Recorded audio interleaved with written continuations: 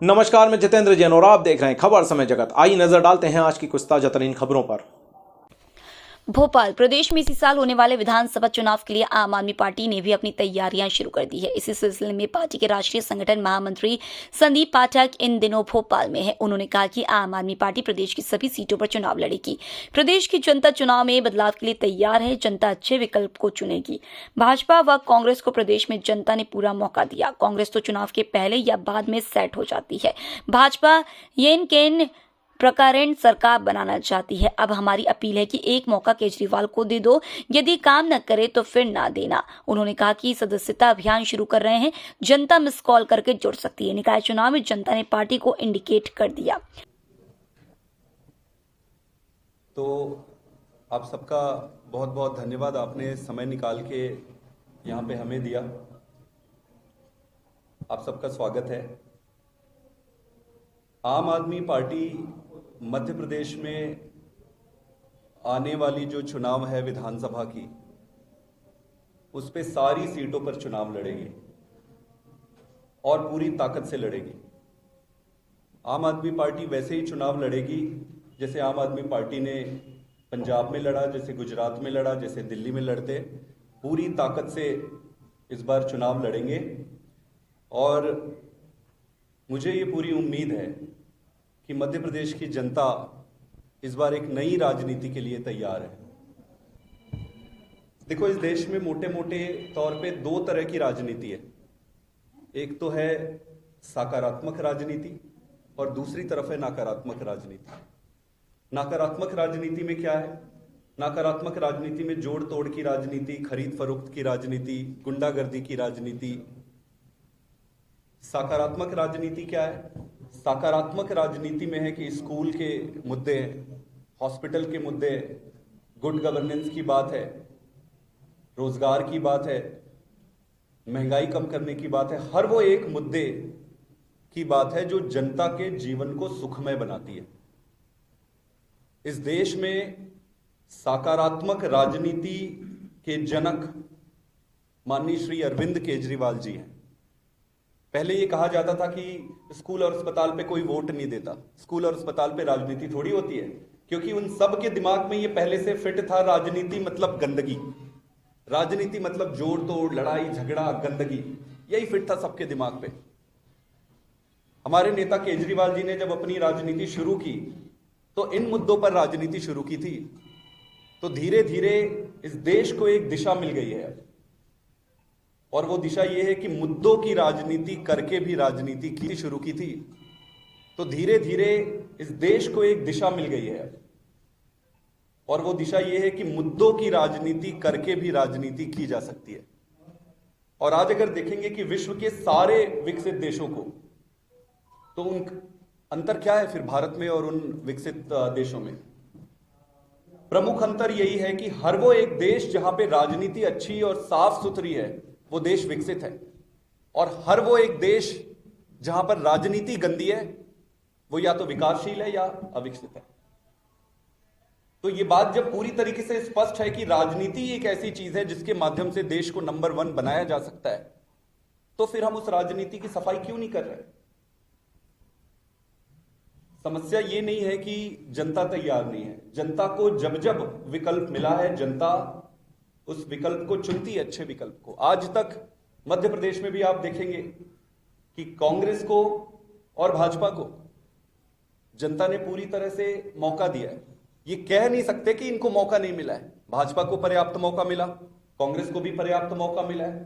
कोई कह नहीं सकता कि भाजपा और कांग्रेस को जनता ने मौका नहीं दिया है। इनको पर्याप्त मौका मिला है, पर इन्होंने क्या किया? बेड़ा गर्क करके रख दिया। कांग्रेस पार्टी की अगर बात करें तो कांग्रेस पार्टी का तो समझ ही नहीं आता। या तो ये चुनाव के पहले सेट हो जाते हैं, या चुनाव होने के बाद ये बिक जाते हैं, सेट हो जाते हैं। मतलब इनकी नियति बन गई है सेट होना। तो बड़ा सिंपल सा है कि अगर आप कांग्रेस को वोट देते हो तो वो वोट बीजेपी को ही जाता है। दूसरी तरफ आप बीजेपी को देखिए, किसी भी पार्टी से आप पूछोगे कि भाई आपका एजेंडा क्या है, जैसे हमसे आप पूछोगे तो हम बोलेंगे कि हम स्कूल पे काम करना चाहते हैं, स्वास्थ्य पे काम करना चाहते हैं, एंटी करप्शन पे। भाजपा से पूछोगे कि भाई आपका उद्देश्य और आपका एजेंडा क्या है, तो वो कहेंगे भाई चुनाव के पहले कैसे जोड़ तोड़ करके जीता जाए और चुनाव के बाद कैसे खरीद के जीता जाए। कुल मिलाकर ये इनके इन प्रकारेण सरकार कैसे बनाया जाए, बीजेपी का यही एजेंडा रह गया।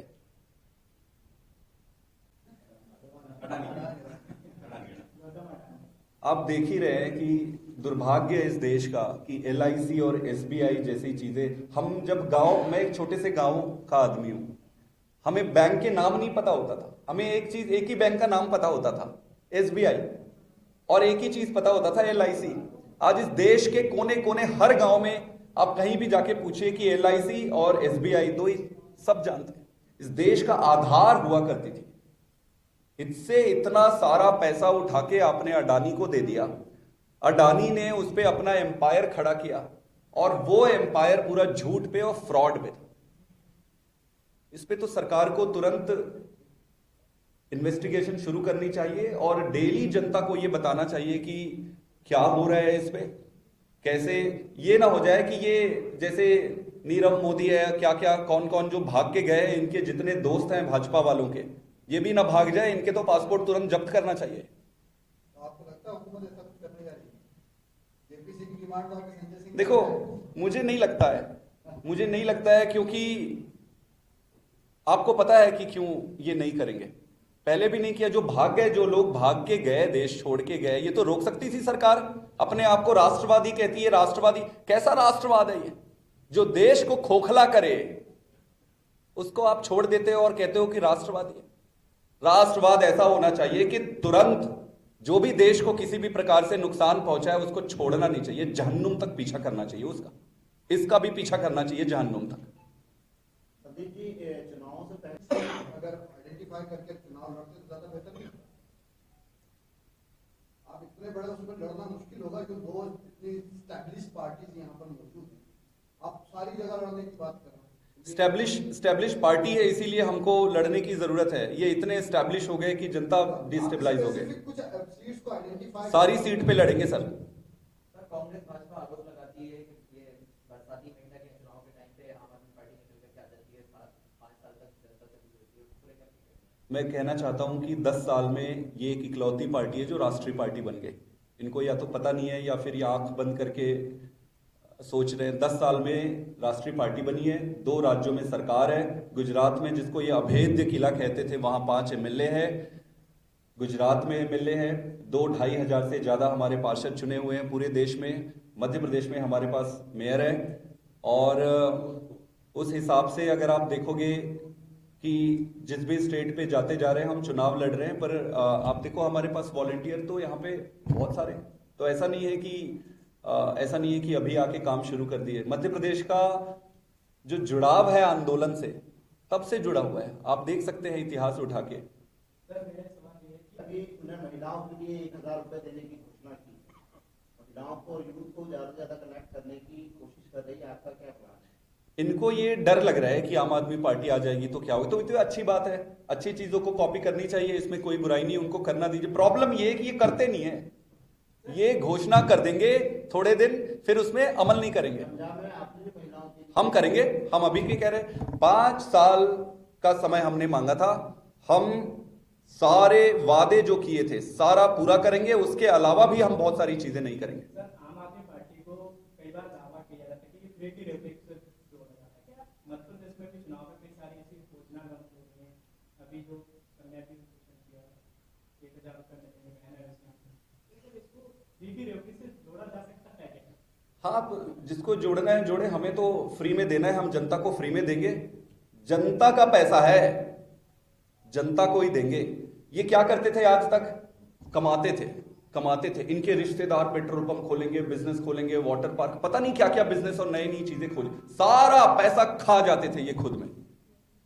जनता को अगर आप थोड़ी सी बिजली फ्री दे दोगे, थोड़े से पानी फ्री दे दोगे, स्कूल आप फ्री कर दोगे, हॉस्पिटल की सुविधा, तो इनको दर्द क्यों होता है इतना? आप कोई भी विकसित देश उठाकर देख लीजिए, हॉस्पिटल और एजुकेशन 2 चीजें हैं, उन सारे विकसित देशों में फ्री है। इसके अलावा एक एग्जांपल मैं दिल्ली का भी देता हूं। दिल्ली में सारी चीजें फ्री जनता को करने के बाद भी दिल्ली सरकार मुनाफे में चलती है। ऐसे कैसे संभव है? ऐसा इसलिए संभव है क्योंकि भ्रष्टाचार बंद हो गया। तो हम फ्री की देंगे और आने वाले समय पे और भी चीजें फ्री में देंगे। जनता का पैसा है, जनता के पास जाना चाहिए, और फ्री में देने का मतलब उधारी करके फ्री नहीं देना है। भ्रष्टाचार रोककर ज्यादा कमाई करके जनता की जेब में डालना है, और ये हम करेंगे। जिसको दर्द है वो अपना दर्द में। व्हाट अबाउट हिडनबर्ग एंड सवाल आपसे ये है कि ये सरकार जो चल रही है, काम कर रहा सरकार, भाजपा सरकार, तो इसमें जो संविदा वाले उनकी सैलरी कम है, तो उनके साथ भी शोषण हो रहा है। और जो मैन्युफैक्चरिंग होती है, व्यापारी होते हैं, तो 6 से 8 हज़ार रुपये प्रति को सैलरी है, और एक व्यक्ति का खर्चा सैलरी वाला है तो उसका 18 से 20 हज़ार है। इसमें आम आदमी पार्टी क्या करेगी? आम आदमी पार्टी का आपने गुजरात में भी देखा होगा, हमने बड़ा स्पष्ट कर दिया था, और पंजाब में भी हमने जितने संविदा वाले थे उनको रेगुलर करना शुरू कर दिया था। आप उठाकर दे सकते। 7-8 हज़ार में आप बताइए कि किसी का घर कैसे चलेगा? आप कहते हैं भारत माता की जय, भारत माता की जय, होगा कैसे? मैं आपकी बात से सहमत हूं। आम आदमी पार्टी की सरकार बनेगी तो ना सिर्फ हम संविदा को जो कॉन्ट्रेक्चुअल है उनको परमानेंट करने पर विचार करेगी, ये एक बड़ा मुद्दा है, पर निश्चित रूप से 7-8 हज़ार सैलरी से घर नहीं चलता है। इसको रिवाइज करना पड़ेगा सरकार। गुजरात में किया, पंजाब में किया, मध्य प्रदेश में भी कोई सीएम की कोशिश करेगी? देखिए, पार्टी ने अभी ऑफिशियली इस पे कोई इंस्ट्रक्शन तो नहीं दिया है, लेकिन मेरा ये मानता है कि जनता को ये अधिकार है ये जानने का कि उनका मुख्यमंत्री कौन है। ऐसा नहीं होना चाहिए कि फोटो दूसरे का दिखाओ और शादी के समय आप दूल्हा दूसरे को ले आओ। पता होना चाहिए जनता को। मेरा ये मानना है कि पार्टी उचित समय पर निश्चित रूप से सीएम फेस का घोषणा करे। खबर समय जगत के लिए कैमरामैन शिवम कुशवाहा के साथ आदित्य सराठे की report. For latest news, subscribe to our channel and press the bell icon.